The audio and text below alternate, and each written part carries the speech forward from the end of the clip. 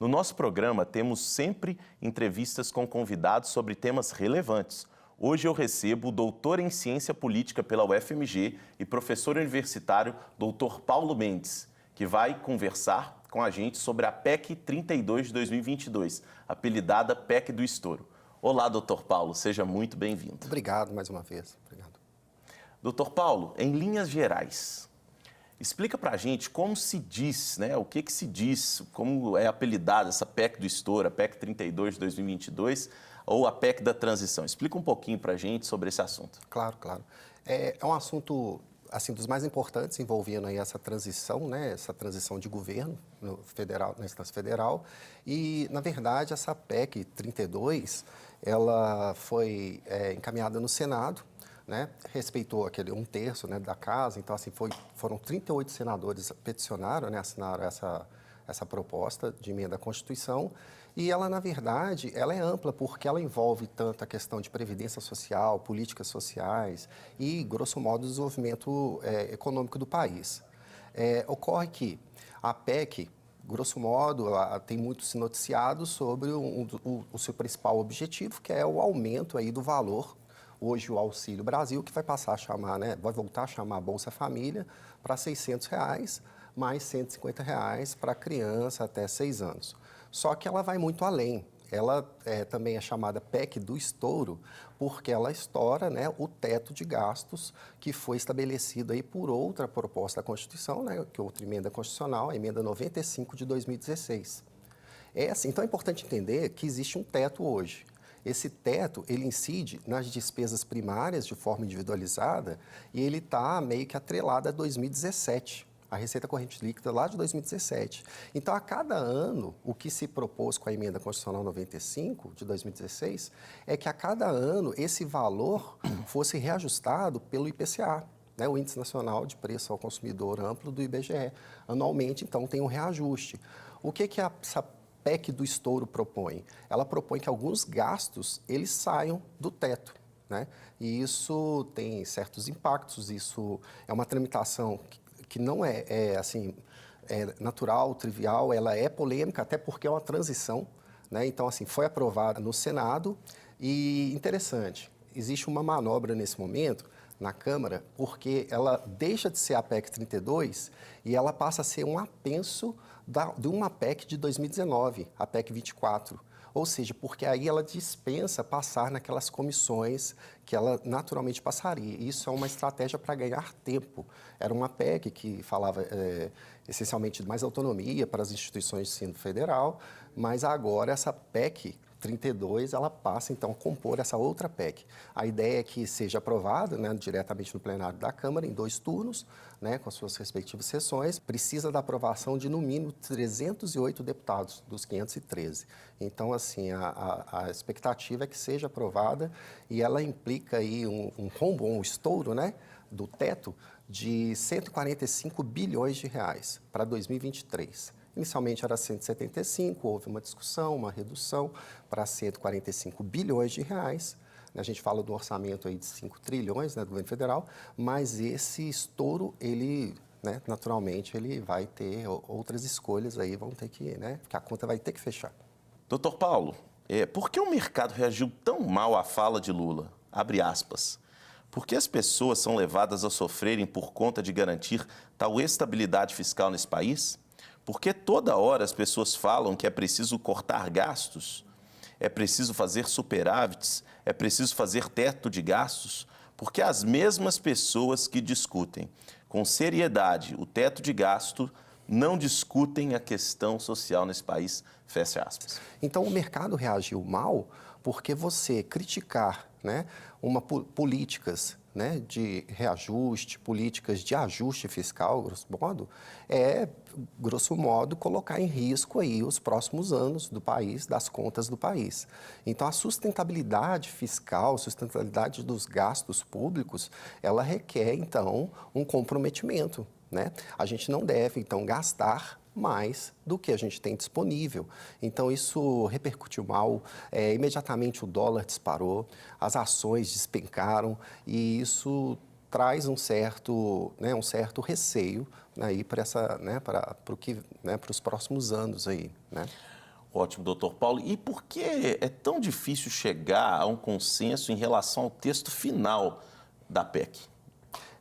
Primeiro, por ser uma PEC de transição, né, e assim uma transição entre governos, né, vamos dizer assim, que polarizam, né, assim, pensamentos, expressões opostas. Então essa transição, ela por si só, ela já traz uma discussão mais acirrada, e também pela própria complexidade dessa emenda constitucional, dessa proposta de emenda à Constituição, porque ela não envolve só o aumento do Bolsa Família, ou hoje o Auxílio Brasil, ela não envolve só o estouro do teto, mas ela envolve certas permissões que, desde então, estavam sendo combatidas, como, por exemplo, gastos mais livres com políticas sociais que ultrapassam a questão do gasto, do teto, né?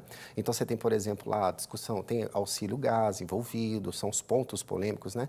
Você tem, por exemplo, também a permissão para que não entrem, né, nesse teto diversas rubricas orçamentárias, como, por exemplo, para a execução de obras e serviços, né, de engenharia, quando o recurso for proveniente de transferências dos estados e dos municípios. Ou você também não vai levar em conta, né, você vai deixar ali uma gordura para o governo gastar, né, com investimento que seja, mas quando houver excesso de arrecadação.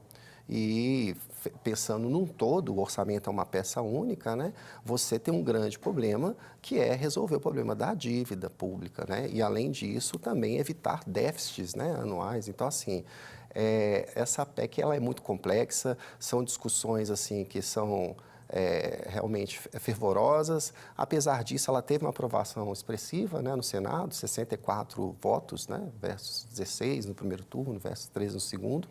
E ela tem uma negociações paralelas, né, podem ocorrer. E qual que é o impacto, né, para os nossos telespectadores entenderem, para a saúde fiscal do Brasil? Pois a longo prazo, isso pode trazer consequências, né, que a gente ainda não são conhecidas. Mas vamos pensar o seguinte, quando você toma medidas, né, que vão contra a responsabilidade fiscal, ou você vai romper o teto, você, teoricamente, você pode aumentar, né, a dívida pública, você naturalmente pode gastar mais e aumentar, então, a despesa pública, e tem um déficit no final do ano, né, do exercício financeiro, e você vai promover, então, fuga de investimento, né, investimento estrangeiro, assim como investimento, né, do nosso investimento nacional, né, as pessoas vão ficar desincentivadas, né, a investir o dinheiro no Brasil. Isso vai dar uma estagnada na economia. Com isso, você pode ter inflação aumentando novamente, o desemprego, né, o desemprego pode ser também algo bem assim, impactante, né, para a sociedade como um todo. Então, assim, para a saúde fiscal, a gente sabe que o Brasil tem a questão, né, crônica da dívida, né, da despesa. Então, assim, a gente gasta praticamente metade aí do orçamento com dívida pública, né, e encargos da dívida. E isso, então, não é uma coisa assim que a gente pode simplesmente ignorar.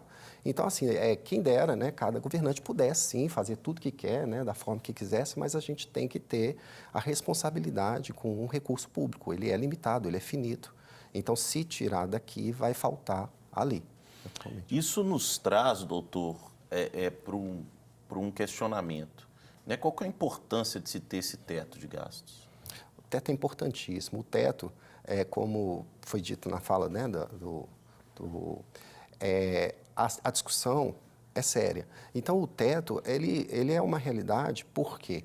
Que foi imposta, né, em 2015 começou essa discussão, e essa emenda à Constituição 95, né, de 2016, ela foi, então, instituiu o teto, por quê?